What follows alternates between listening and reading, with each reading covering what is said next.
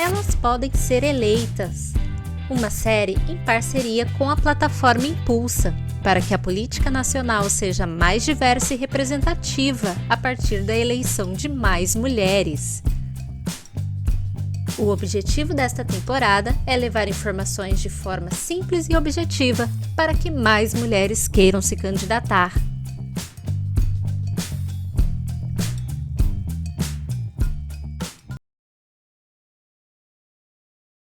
Olá, pessoal do podcast Elas Debatem. Meu nome é Luísa Souza, eu sou membro do coletivo Elas Podem e nesse projeto nós estamos ao lado da Impulsa fazendo essa campanha do Elas Podem Ser Eleitas. No episódio de hoje, o quinto da nossa temporada, nós falaremos sobre engajamento na campanha, comunicação e mobilização. Nós sabemos e observamos que nem todos os candidatos compreendem a importância de uma campanha bem estruturada e acabam, às vezes, se apegando a uma técnica só, a um veículo só, ou até mesmo acreditam na divulgação no boca a boca. Mas hoje já é mais evidente para a gente que na organização de uma campanha política, a comunicação assume um papel central, já que por meio disso que muitas vezes vamos garantir que o candidato tenha visibilidade e se fortaleça perante os seus eleitores para tentar, dessa forma, um sucesso na sua campanha. Então, esse episódio tem o objetivo de compreender como são feitas a comunicação e as campanhas políticas e eleitorais. E para isso nós trouxemos aqui, ficamos muito felizes com a presença de duas mulheres incríveis, a Ritiele Dantas, que é jornalista, e a Priscila Arantes, que é comunicóloga. Ritiele, se você puder começar se apresentando e dando um oi para o pessoal, por favor. Oi, gente, muito obrigada, primeiramente pelo convite, me sinto muito prestigiada, de poder compartilhar conhecimento, experiência com mulheres, que querem pleitear esse espaço na política, que a gente sabe que é muito desafiador e que a gente sabe que é preciso de muita coragem. Eu sou a Ritiele Dantas, mas a maior parte das pessoas me chama de Rit. Eu tenho 26 anos, trabalho com comunicação política já tenho 7 anos, passando por mandatos legislativos e campanhas aqui no Rio de Janeiro. Também já atuei, no terceiro setor e na iniciativa privada, e sempre trabalhei com campanhas, com figuras públicas, a maior parte foram mulheres, e todas as pessoas com quem eu trabalhei foram voltadas para a luta pelos direitos humanos, como um todo, busca por dignidade humana, e hoje, na verdade, é a isso que eu me dedico também, a seguir ao lado de pessoas que tenham como prioridade, essas lutas. Incrível, Ritiele, muito obrigada pela sua presença. Priscila, por favor, também dá um oi aqui para o pessoal e se apresenta. Oi, pessoal, eu sou Priscila Arantes, eu trabalho com comunicação institucional já tem alguns bons anos, eu tenho 41 anos, sou formada em jornalismo também, mas não atuei em redação, eu fiquei na comunicação institucional. Tenho aproximadamente uns 21 anos de comunicação, até antes de entrar na faculdade eu já ingressei na comunicação, e desse tempo, aproximadamente 17 foram voltados para o terceiro setor. Também trabalhei na iniciativa privada, e é muito gratificante para mim conseguir hoje trabalhar com causas voltadas para a política ou não. Quando a gente fala de causa, a gente está falando sempre de política, óbvio, mas estar aqui hoje dividindo com vocês essas experiências voltadas principalmente para a comunicação em campanha de incidência política é um prazer, eu me sinto extremamente lisonjeada por esse convite e acredito que esse tipo de iniciativa é o início de uma boa comunicação, dividir conhecimento, procurar conhecimento, dividir experiências. Então, eu realmente estou muito feliz de estar aqui, espero contribuir e já me coloco sempre à disposição para esse assunto. Muito obrigada, Priscila. É exatamente a ideia desse projeto, que a gente leve essas informações para frente, que a gente não guarde conhecimento só para nós, né? Queria começar, então, conversando com você primeiro, Priscila. Eu gosto sempre de partir das ideias iniciais, né? Primeiros passos. Então, muitas vezes os nossos ouvintes aqui são pessoas que não estão envolvidos na área da campanha política nem nada do tipo. Então, digamos que eu, Luísa, estivesse começando aí como candidata e eu não entendo nada sobre comunicação política, campanha eleitoral. O que você me recomendaria, assim, como primeiros passos? Para que lado que eu devo ir? O que eu deveria explorar nesse primeiro momento de quem está aprendendo a fazer uma campanha eleitoral, uma comunicação política?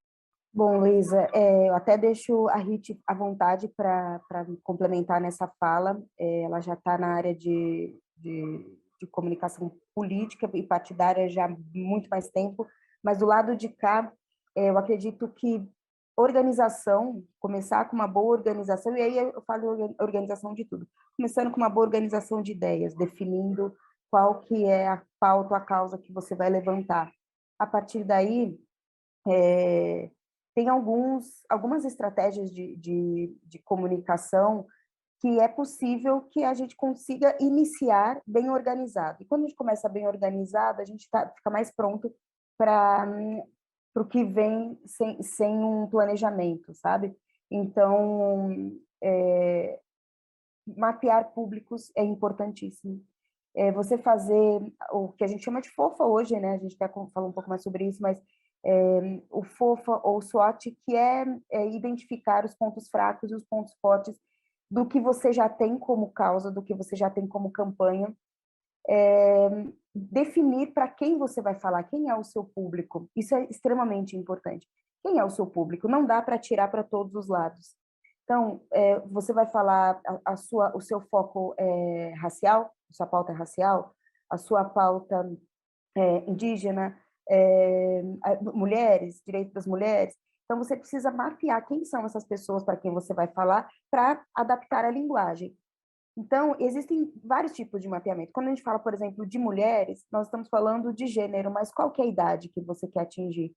Qual que é o público que você precisa atingir? E aí você vai adaptar a linguagem para cada público. Isso parece muito complicado, mas não é. Quando a gente começa com organização, as coisas vão fluindo. Então, quando você tem isso definido, você parte para a parte mais técnica, que é identidade visual. Você define uma identidade visual para a sua campanha. Aí você vai para a parte da comunicação mesmo, né, da prática. Você vai definir a identidade visual, ela precisa ser atrativa, assertiva, conversar com o seu público-alvo, ter conexão com a causa. E isso tudo é muito mais eficiente quando você conversou com pessoas. Conversa com pessoas, participa de grupos de discussão, cria grupos de discussão, sabe? Junta pessoas para falar sobre isso. Ideias divididas são muito mais ideias. E aí depois você vai para as redes sociais, por exemplo. Aí você vai definir uma campanha de rede social. Você vai mapear quem são alguns influenciadores que você pode conhecer, ou se você não conhecer, que você pode vir abordar, que tem a ver com a sua causa, que pode vir a contribuir com a sua causa. Então, você vai mapear ou parceiros. Às vezes não é um influenciador, mas é um parceiro. É um parceiro que, de repente, pode promover um debate com mais pessoas nesse sentido e promover a sua causa, promover a sua voz e dar amplitude à sua voz. Mapear, por exemplo, veículos de imprensa que você pode vir, de fato, a emplacar. E aí a gente talvez eu esteja atropelando um pouco, porque tudo isso que eu estou falando também envolve valores. Então, a gente pensa nisso como uma forma de organização, e quando a gente fala, por exemplo, de uma campanha política com valores baixos, a gente precisa repensar estratégias, priorizar o que funciona melhor. E aí, por exemplo, a assessoria de imprensa é uma ferramenta estratégica extremamente eficiente, mas a gente sabe que é muito cara. Então, a gente vai partir para os parceiros, ou procurar vender as pautas em veículos menores, né, para que isso tome uma amplitude, ou fazer disso, de fato, uma pauta, criar uma pauta que seja impossível não falar disso e você ser levantando a pauta, né? Você ser a melhor pessoa para falar dessa pauta, a pessoa mais confiável para falar sobre isso. Isso são construções, tá, Luísa? Não é da noite para o dia, mas são muito possíveis. Não é nada impossível de atingir, é muito possível. Mas eu ainda acredito que na força do ativismo, sabe? Acredito muito na força do ativismo, das pessoas se organizarem e de não querer fazer as coisas sozinho, sabe? Se organiza, cria grupos, ferramentas, tem muita ferramenta gratuita. O resto é parceria. A gente pode até entrar um pouco nesses tópicos depois, mas eu acredito que, inicialmente, essa organização de ideias, organização de público-alvo, organização de prioridades e parceiros, eu acho que começa bem uma campanha de baixo custo, por exemplo. Tá? Porque é isso, a gente está falando de uma campanha de alto custo, tem uma agência que vai pensar em tudo isso para você. E a gente sabe que não é a realidade. Perfeito. Então, assim, o negócio é começar, né? Ter a coragem de começar e começar a organizar isso aos poucos e aparentemente por muitos caminhos, assim, né? Tem muitos levantamentos que podem ser feitos aparentemente no início dessa organização, mas pelo visto começar. Mas e você, Richelle, o que você recomendaria, assim, ou o que você traria das experiências que você já teve e que observou serem necessários nesse momento inicial da organização da campanha, né? O que você recomenda como algo importante nesse primeiro momento de organização que a Priscila falou da campanha? Bom, acho que esse ponto de pensar nos públicos é primordial, né? E eu até acho que não é só a comunicação que vai fazer isso, porque eu acho que como existe, né, eu acho que um histórico anterior eh, de refletir sobre voto, sobre campanha eleitoral, etc e tal, acho que a definição desses públicos também está alinhado com uma estratégia política, né. Então, qual é o seu partido, onde ele é mais votado, né, quem são as pessoas que mais votam nesse partido. Eu acho que isso também influencia um pouco qual vai ser esse público, né, colocado aí, como prioritário para a comunicação. E a partir dessa definição, você também consegue testar, né, de diferentes formas. Você consegue, talvez, através do impulsionamento, conseguir testar se a sua linguagem, né, que você definiu, o seu tom de voz, etc e tal, estão, de fato, dialogando com as pessoas com quem você quer dialogar. Você pode tentar fazer isso assim também, né, a Priscila falou sobre a agência consegue estruturar isso de uma forma muito maior, né. Mas talvez numa campanha de baixo custo você consiga reunir um grupo de WhatsApp que seja de pessoas que não são tão próximas, sei lá, os pais das pessoas que estão perto de você, os tios, os primos, e você consegue também de repente, sei lá, criar um grupo, jogar algumas imagens que você está construindo, jogar alguns textos e perguntar o que que você sente com isso, né. Eu acho que vale pesquisar formas de testar o público, porque às vezes a gente quer, né, alcançar determinadas pessoas e a gente definitivamente não consegue, porque a nossa linguagem não está bem alinhada, porque aquele público não quer saber dessas pautas que eu estou falando, ou eu estou falando de uma forma que não está interessante. Então, acho que para começar, você precisa realmente saber com quem você quer comunicar. É impossível você, construir todo o resto, o seu tom de voz, a sua persona. É óbvio, suas pautas já estão ali, mas como você comunica suas pautas sem saber quem são esses públicos? Eu acho que outras coisas também super interessantes, eu costumo defender que, uma campanha política, é uma história bem contada, né. Como você consegue construir contar a sua história, contar a história dessas pautas que você defende, né, e como você defende, como você pretende defender e trabalhar por elas de uma forma coerente, para que talvez no final você consiga sair vitoriosa. E a gente pensa também que tem um monte de gente eleita, né, na verdade a maior parte, que são homens brancos medíocres, né.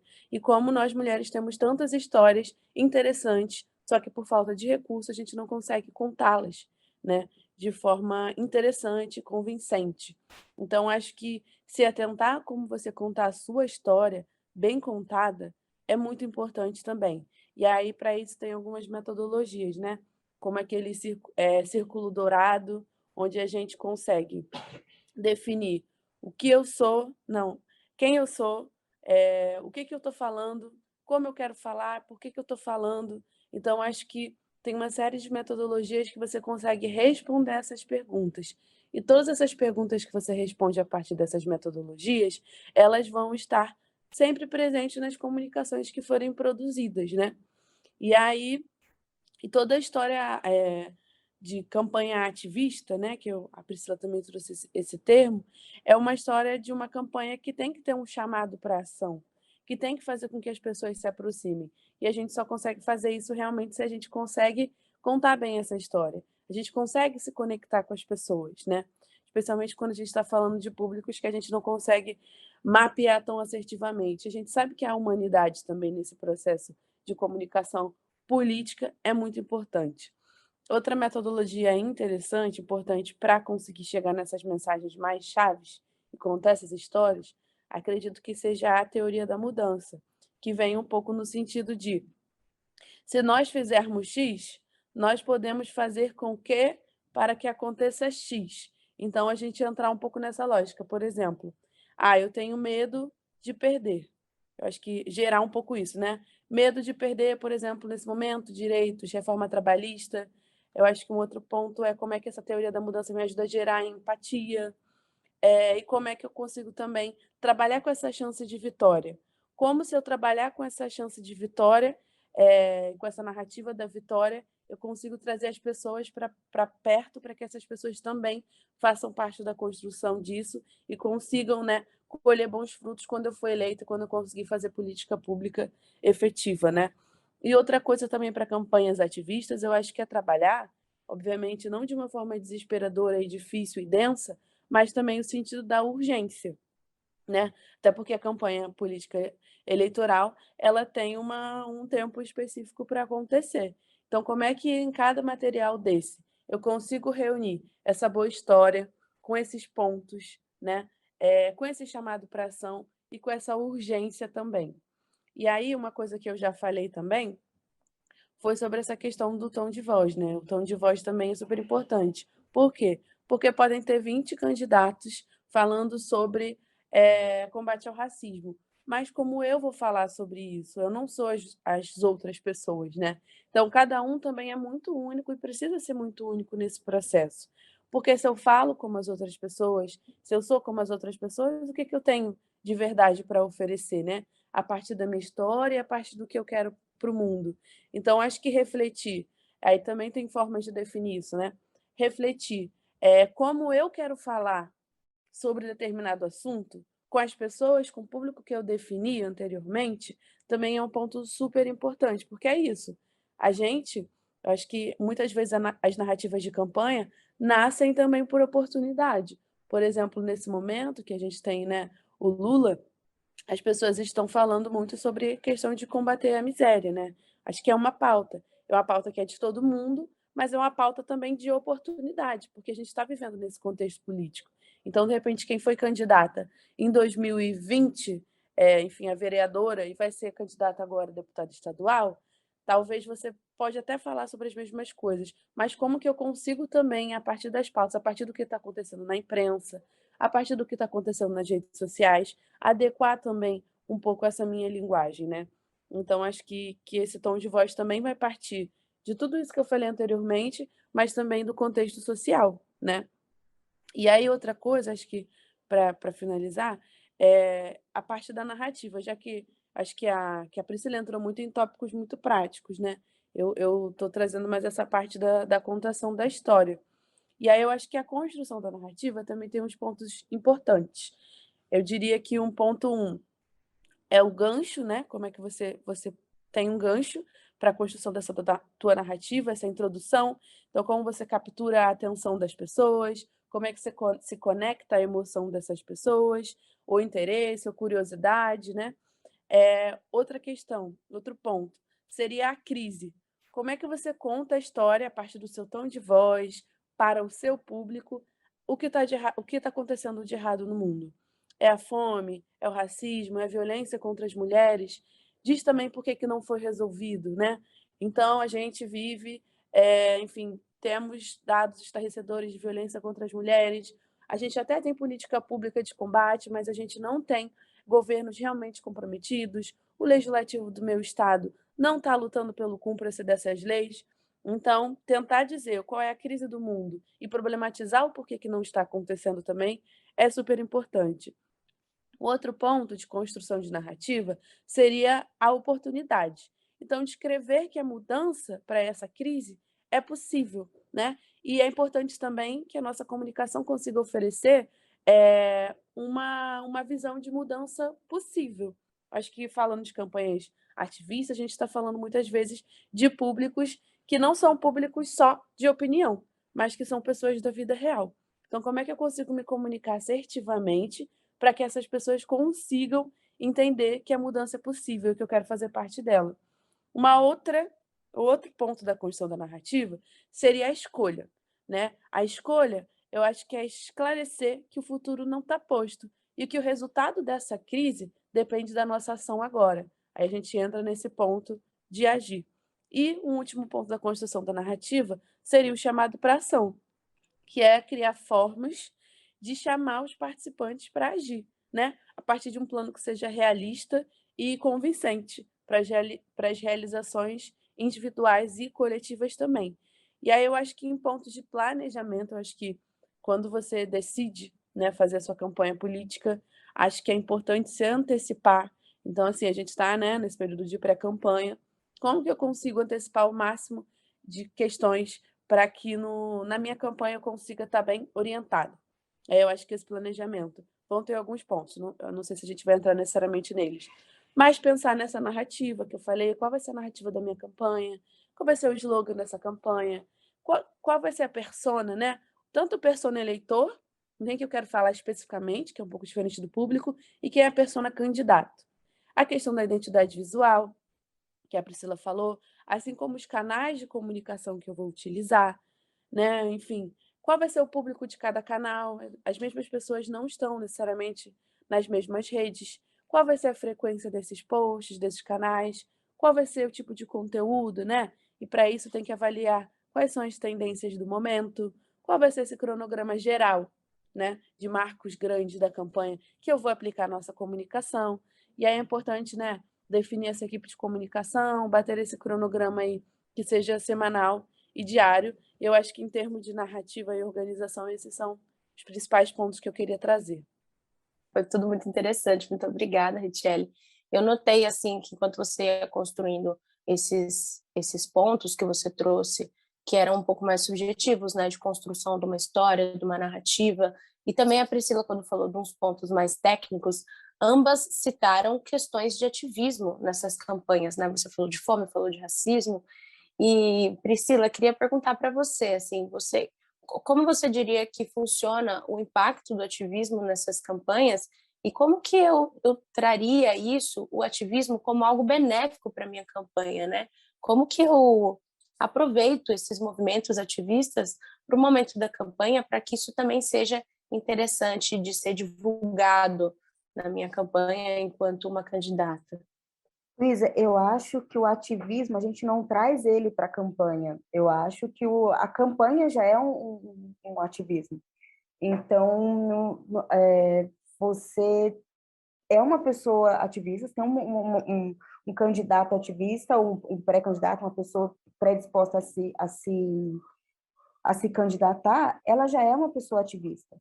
Então, eu acredito que o que você traz para a campanha do ativismo são essas organizações, esses espaços de escuta, essas organizações para disseminação de mensagem.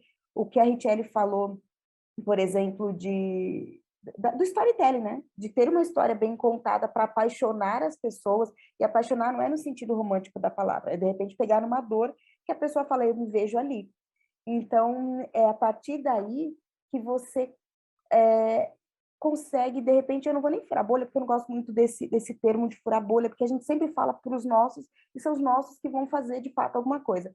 Mas quando a gente aproxima pessoas que não estão muito próximas, que não estão próximas no sentido de relacionamento, mas estão próximas no sentido de causa, essa pessoa tem a mesma, luta pela mesma causa que eu, embora não estejamos no mesmo espaço, como é que você traz ela para você?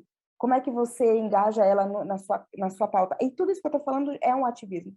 E é isso, é apaixonar as pessoas com o que você tem para trazer. é o seu storytelling, a sua história muito bem contada ao ponto de tocar o outro. E aí é nisso que você constrói pontes, você constrói uma rede. Eu acho rede, é muito importante ter redes. E você participar de redes, e você participar, inclusive, de redes que estão fora da sua pauta, de você abrir um processo de escuta, de você deixar as pessoas, de fato, falarem suas dores, para você construir um storytelling bacana. Você construir... E bacana não é a palavra, eu acho que a palavra é exatamente o que a Richelle falou. São histórias bem contadas. Nós, mulheres, temos histórias incríveis que não temos nem... passamos por alguns desafios, alguns obstáculos que não nos permitem que essa história seja bem contada. E bem contada não é uma história de fato bonita, sabe? É uma história envolvente, é uma história que traz mais pessoas, é uma história que toca o outro. Quando você toca o outro e você se organiza por uma causa, isso já é um ativismo. E uma campanha não é nada mais além do que isso. Uma campanha por si só, ainda mais uma campanha de baixo custo, é um ativismo, uma quebra de paradigma, sabe? Então, eu não sei, acho que a Richelle tem mais a acrescentar nesse sentido, mas eu acredito que uma campanha de baixo custo é um ativismo, sabe? É um ativismo por si só. Quer complementar, Richelle, algo sobre esse aspecto? Eu acho que é bem isso que a Priscila falou, né, não é trazer o ativismo, acho que essas pessoas muitas vezes, né, obviamente tem pessoas que não necessariamente estão em lugares tradicionais, assim, de ativismo, mas de alguma forma já trazem isso, né, no seu movimento político, em diferentes escalas, em diferentes lugares. Então acho que essas pessoas já estão nesses espectros, né. E aí eu acho que chamar de campanha ativista é muito refletir sobre, infelizmente, sobre essa questão do baixo custo, né. E aí como que você consegue também trazer outras pessoas para solucionarem esse problema que você está apresentando nessa tua comunicação. Que aí eu diria que essas campanhas desses caras brancos que querem ser governadores, que é a grande maioria, né, que tem ganhado e que vai ganhar, muitas infelizmente, não são pessoas ativistas, são pessoas que têm a máquina, que têm o dinheiro, que têm equipe, que têm agência. E aí o ativismo, eu não fiz uma reflexão sobre o que é essa palavra, até estou curiosa aqui de procurar, mas eu acho que traz em si um pouco essa vontade de mudar, né, e de fazer com o que tem, né, e eu acho que eu vejo muito isso nessas mulheres, assim, eu tenho esse recurso, como é que eu vou tentar desempenhar, desenvolver da melhor forma essa campanha, que acaba sendo um movimento ativista, para conseguir ter um bom resultado. Não que, de repente, hoje não seja a eleição, né? Espero que seja. Mas como é que eu consigo deixar uma mensagem para que mais mulheres venham nisso num próximo momento, né? São pessoas que estão em movimento e são pessoas que estão fazendo muitas vezes com pouco, que diferencia bastante de quem tem a máquina e de quem tem o dinheiro. Então, acho que é isso que eu queria complementar. Perfeito, parece um processo de conquista do outro, assim, né?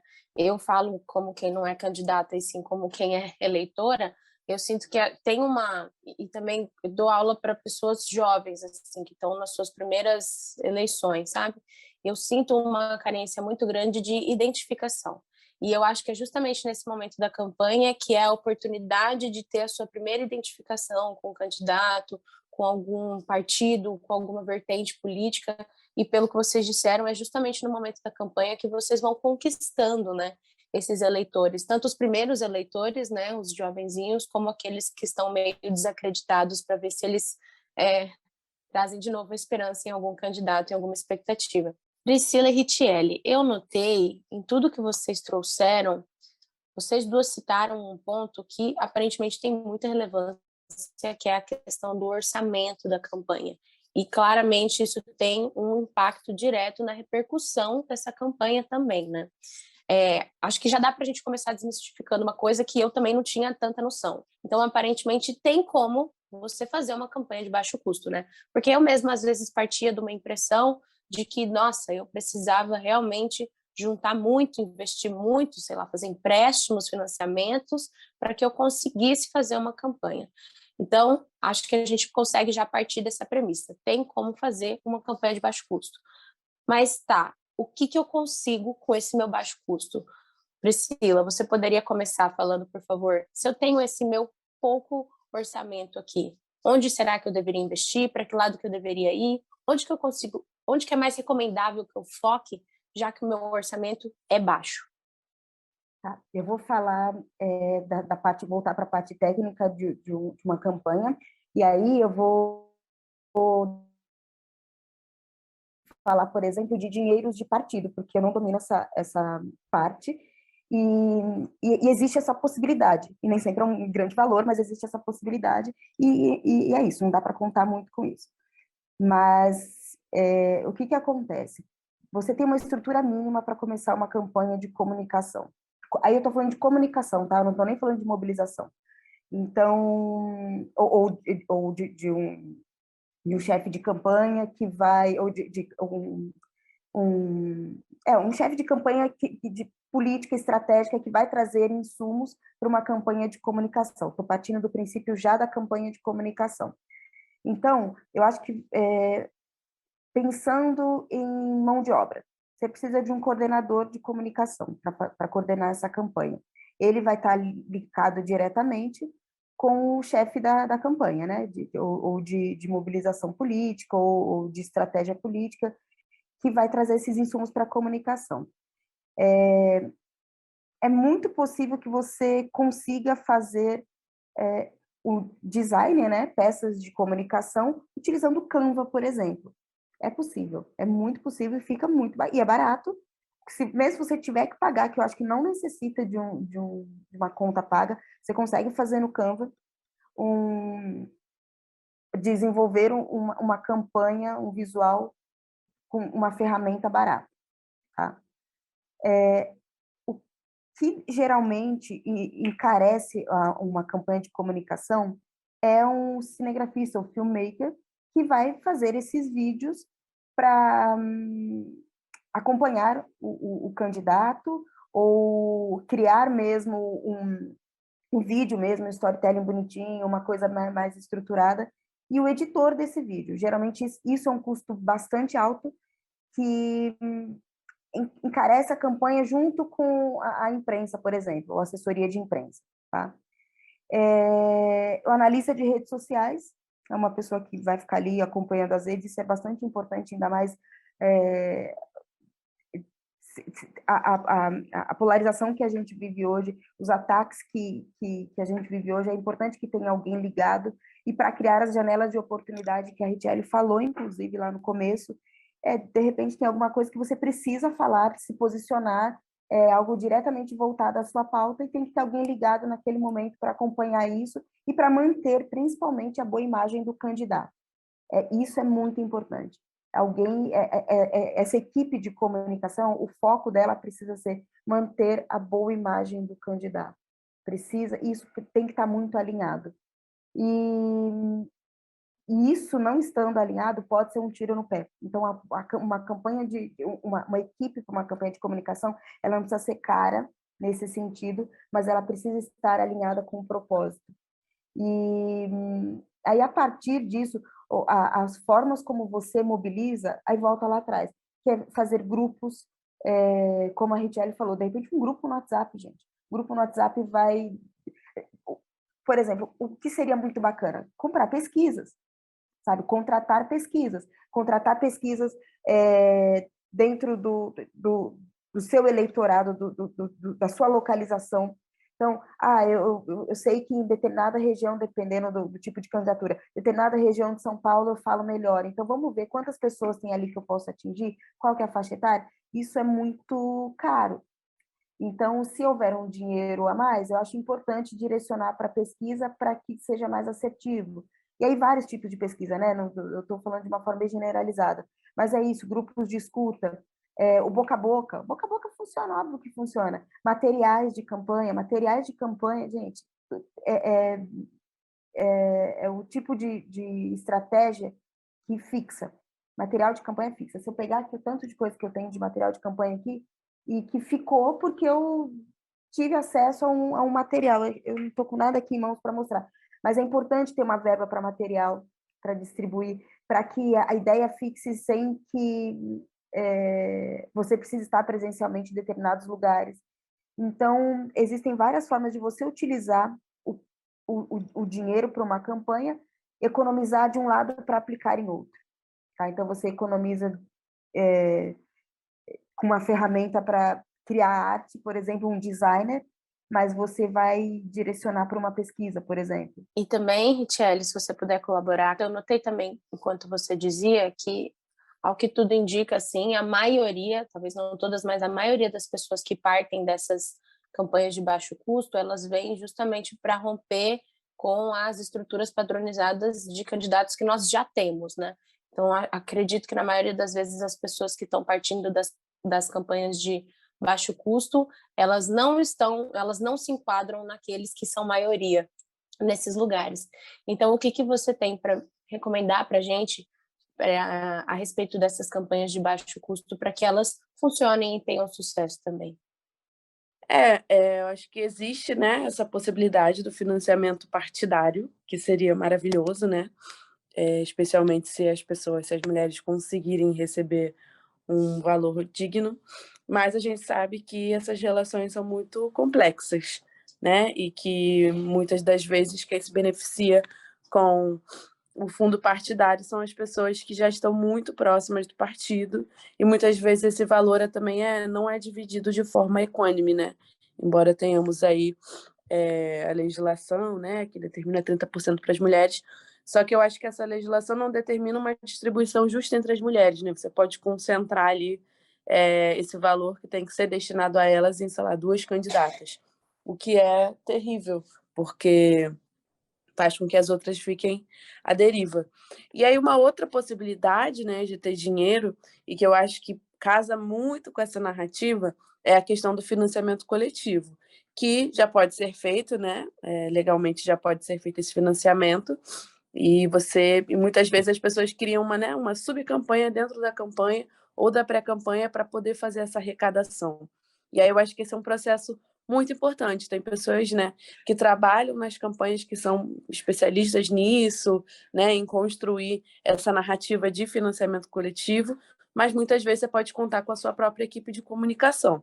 E aí, compartilhando uma experiência pessoal, em 2020, eu fiz campanha da vereadora Thaís Ferreira aqui no Rio, né, que não recebeu nenhum valor do partido, na verdade acho que recebeu muito pouco ali no final da campanha, já nem valia de nada, só que a gente teve uma briga muito grande com o partido, porque além deles não quererem, né, dar nenhuma verba, inicialmente eles queriam impedir a candidatura dela, assim, sendo bem honesta, porque existia uma viabilidade eleitoral dela, e isso para eles era ruim, porque ela não era uma pessoa que nascia ali do partido, né? E aquilo dali para eles significava perder espaço dentro da Câmara Municipal. Então, eles criaram uma fanfic, enfim, de que ela era financiada por milionários, uma loucura total, mas, na verdade, para não dar esse espaço e não dar esse recurso. E aí, o que a gente fez foi utilizar isso a nosso favor, né? Então, assim, olha, a gente tentou não ser completamente explícita na situação, mas a gente tinha esse compromisso de transparência com esse público, com essa galera que estava com a gente, e aí a gente construiu uma narrativa de que a gente estava em emergência, e que se as pessoas não doassem, a nossa candidatura não ia acontecer. Mas a gente fez isso de forma leve, enfim, depois até posso enviar uns materiais para vocês, mas de uma forma que também fosse transparente em relação aos custos que se precisa numa campanha, né? Então, muitas vezes, o que a gente faz nessas campanhas de financiamento coletivo é mostrar nas redes quanto que vale, né? Sei lá, 1.000 panfletos, 1.000 adesivos, quanto que vale a logística da campanha. Então, assim, diante de uma realidade que não tem dinheiro do partido, a possibilidade é tentar focar em fazer uma forte campanha de financiamento coletivo, né? Então, assim, a maior parte dos valores que a gente recebeu foram valores pequenos, então de R$20. Lembro que até uma ação que a gente fez dentro dessa campanha foi pegar, assim, 10, R$20, que era a partir de R$20, pegar várias pessoas segurando R$20 e falando, eu financio Thaís Ferreira, até contrapondo essa narrativa de que ela era financiada por outras pessoas. Não, eu financio Thaís Ferreira. E aí a gente tornou aquele valor ali, aquele dinheiro que as pessoas conseguiam ver, que as pessoas tinham, em algo que podia viabilizar a existência dessa campanha e dessa candidatura. Então, também, como é que a gente não utiliza essa questão de não ter dinheiro para a campanha como uma narrativa positiva para a gente, né? Então, trazer dados, informações sobre a distribuição, né, de recurso no geral. Muitas vezes você não pode ser diretamente agressiva em relação ao partido, mas você pode trazer dados, informações estruturais sobre a falta de mulheres dentro desses espaços e como isso também é resultado de uma falta de recurso, né? Então, isso é super interessante de abordar também, né, para quem está em posições desiguais de construção, de campanha, mostrar essas informações a fim de sensibilizar também é importante. Outra coisa, né, que você perguntou sobre a estrutura mínima, acho que a Priscila já trouxe bastante, mas em campanhas ativistas, eu acredito ser fundamental você compor uma equipe de comunicação que seja minimamente multifuncional, assim, né? Então, beleza, você tem uma coordenação de comunicação, como eu consigo trazer uma pessoa que consiga ter uma visão ampla, né? Sobre as produções. Então, como ela consegue ter uma boa... Não que ela vá fazer, muitas vezes em campanhas ativistas a gente acaba fazendo, infelizmente. Mas como ela consegue ter uma visão boa de design, como ela consegue ter uma visão boa de audiovisual, de texto. Diria que para as redes sociais é interessante você ter essa pessoa, né? Pelo menos assim, 2 pessoas de redes, uma que seja nesse perfil de analista, que fique na base, mas que você também tem uma pessoa, né, em tempos de redes sociais que consiga acompanhar essa candidata para poder fazer essa cobertura social, né, cobertura dos eventos. Se essa pessoa que acompanhar tiver também uma boa noção de fotografia, né, para além de cobertura de redes, também pode ser muito importante. Então, assim, como que eu consigo formar uma equipe que seja muito funcional, né? Porque, assim, infelizmente, numa equipe de campanha eu não consigo ter um gestor de redes, um social media, um redator. Muitas vezes as pessoas têm que fazer, né, um pouco de tudo. Então, assim, indicaria conseguir trazer pessoas para a equipe que consigam, por exemplo, eu acho legal investir numa identidade visual. Eu acho que tem que ter orçamento para isso. Porque eu acho que muitas vezes, né, o Instagram, que é uma das redes mais utilizadas nesse período, é uma rede de imagem. Então, assim, se eu, como eleitora, chego numa rede que está uma confusão louca, que está uma identidade visual que me faz querer correr daquele espaço ali, que não é nada convidativo, eu acho meio difícil. Então, eu indicaria investir, porque aí a pessoa consegue construir uma coisa que seja coerente, que seja convidativa, que tenha alinhamento com o seu tom, e aí, de repente, a partir dessa identidade, ela consiga desenvolver, né, imagens, templates no Canva, que a Priscila indicou, para que a minha equipe consiga ir desenvolvendo ali. Mas eu diria que essa parte visual é importante, é interessante também. E aí, por exemplo, a galera que é de vídeos, né, que realmente geralmente é um custo mais alto. Como eu não consigo fechar um pacote, né, um pacote de X vídeos, muitas vezes você não vai precisar dessa pessoa te filmando todos os dias, né, que seria realmente muito caro. Provavelmente você não vai precisar de vídeos hiper profissionais todos os dias, né? Essa pessoa de redes, talvez ela consiga fazer isso em aplicativo de celular e tudo mais. E outra coisa importante também, para otimizar esses custos, diria que é fazer chamadas de voluntários, né? A gente falou aí sobre, no final dessa narrativa, a gente ter chamadas para ação. Então, como eu não chamo essas pessoas a partir de uma narrativa que seja legal e convincente, chamar mais pessoas para essa equipe. E, obviamente, né, e aí isso já não diz a respeito tanto da comunicação. Como eu consigo trazer uma pessoa que seja boa em gestão de pessoas, em gestão de equipe, e consiga também aproveitar esses voluntários, né? Então, assim, como é que eu entendo se a voluntária X só tem 1 hora por dia na semana? Como é que eu aproveito o tempo dela? E essa pessoa que só tem meia hora? Porque também não adianta você ter 40 pessoas e você não ter uma boa pessoa de coordenação de comunicação, por exemplo, que consiga fazer uma boa coordenação do trabalho dessas pessoas. Ou que não consiga, por exemplo, essa gestão de voluntariado, né? Que não consiga reter essas pessoas nesse espaço. Então, assim, também não adianta só ficar fazendo chamada, chamada, chamada, e não conseguir deixar essas pessoas, manterem essas pessoas dentro desse espaço. Então, eu acho que essas questões, né, de coordenação, de redes sociais, do audiovisual e do design são questões prioritárias. E aí, se você, né, conforme você for conseguindo avançar no financiamento, como é que você traz uma pessoa de interação também, que é aquela pessoa que vai estar ali super full todos os dias, o dia todo na sua rede, respondendo comentário, fingindo que é você, né? Basicamente, respondendo stories das pessoas, para trazer mais humanidade, porque nesse momento o candidato não consegue fazer isso, né? O candidato está sendo candidato. E eu acho que esse é um toque muito importante. Se você é candidata, você tem que ser a candidata, né? Você não pode querer ser a coordenadora de mobilização, de comunicação, sem que construir equipes que você confie, que vai fazer o trabalho legal. Porque senão você se atrapalha toda e se embanana e dá ruim, né? Então, eu diria que... Porque eu já vi pessoas, assim, querendo intervir toda hora. Como é que você vai intervir em cada peça que vai sair nas redes sociais? Né? Isso não, você não deveria estar se preocupando com isso. Por isso que é legal ter uma boa pessoa que consiga ter também esse olhar de gestão de equipe, gestão de pessoas, não só na comunicação, mas na equipe como um todo. Mas eu acho que, em resumo, é isso. Campanha legal, busca referências de pessoas que fizeram campanhas de arrecadação e que tiveram boas arrecadações, né? E não só que tiveram, mas que talvez produziram bons conteúdos. Como é que eu consigo me inspirar? Como é que eu consigo também trazer voluntários, inclusive a partir da narrativa de não ter dinheiro. Não tenho dinheiro, preciso de pessoas. E aí, vem comigo? Vamos colocar mais mulheres na política? E aí, outra coisa é isso, assim, também fazer uma gestão eficiente desses voluntários.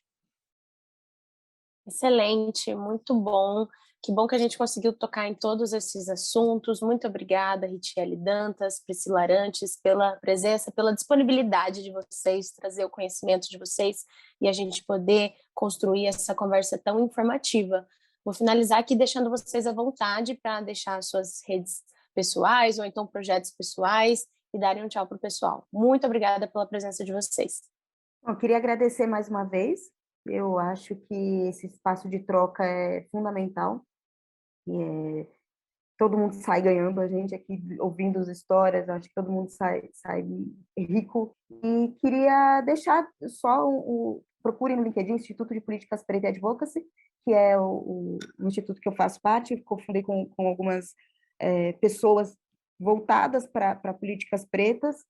E é isso, eu acho que eu finalizo aqui, estou bastante feliz e animada, e me coloco à disposição para outros e outros e outros. Bom, gente, muito obrigada, né, pela escuta. Fico muito feliz de conseguir compartilhar realmente conhecimento. O meu Instagram é @falarit, Rit, RITHY. Algumas vezes eu posto algumas coisas lá também relacionadas à política, né, educação política. E assim, meu recado é para que a gente consiga também, dentre os aspectos que precisa numa campanha, o se cuidar mesmo, né? Que eu acho que é um ambiente, a campanha é muito tensa, a gente lida com muitas coisas. Numa possível eleição também vão lidar com muitas coisas, com espaços que muitas vezes são majoritariamente masculinos e, infelizmente, também violentos, né?